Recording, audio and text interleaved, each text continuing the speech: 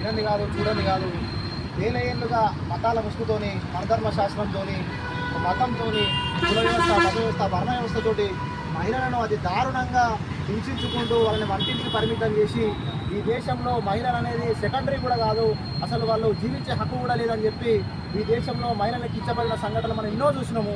ఇది కొత్తేం కాదు.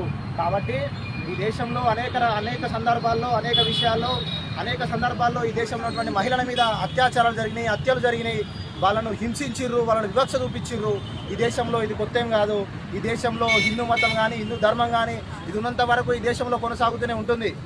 కాబట్టి ఈ దేశంలో ఏ విధంగా అయితే వేలాది సంవత్సరాలుగా మహిళలు అత్యాచారాలకు, హింసకు, పీడనకు గురవుతారో వాళ్ళందరూ మేలుకోవాల్సిన అవసరం కూడా ఉన్నది.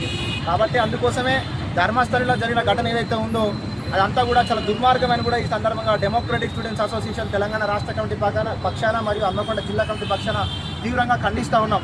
ఎందుకంటే ఈరోజు బండి సంజయ్ ఒక సందర్భంలో చెప్తా ఉంటాడు, శివం వెళ్తే మీది, శివం వెళ్తే మాది అని చెప్పి మాట్లాడుతూ ఉన్నాడు. ఈరోజు అదే ధర్మస్థలంలో ఏమైంది మీ ధర్మము, మీ హిందూ ధర్మం ఎటుపోయింది, మీ ధర్మం ఎటుపోయింది, ఎందుకు మాట్లాడతలేరు మీరు?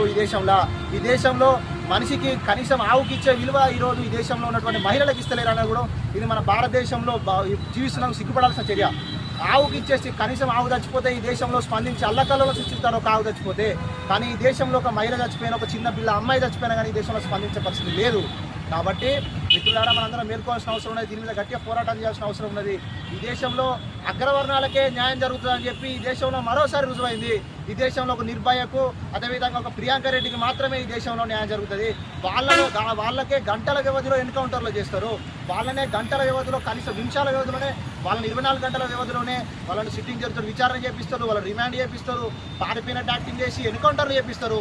కానీ బడుగు బలహీన వర్గాల ప్రజలు ఎవరైతే ఉన్నారో వాళ్ళు, ఆడవాళ్ళు కానీ, మగవాళ్ళు కానీ, మనము నిందితులం కాకపోయినా కానీ, మనం బాధితులమైనా కానీ ఈ దేశంలో మన మీద ఎన్కౌంటర్లు చేస్తారు, మనల్ని చంపేస్తారు, అమాయకమైనటువంటి ప్రజలను చంపేస్తారు.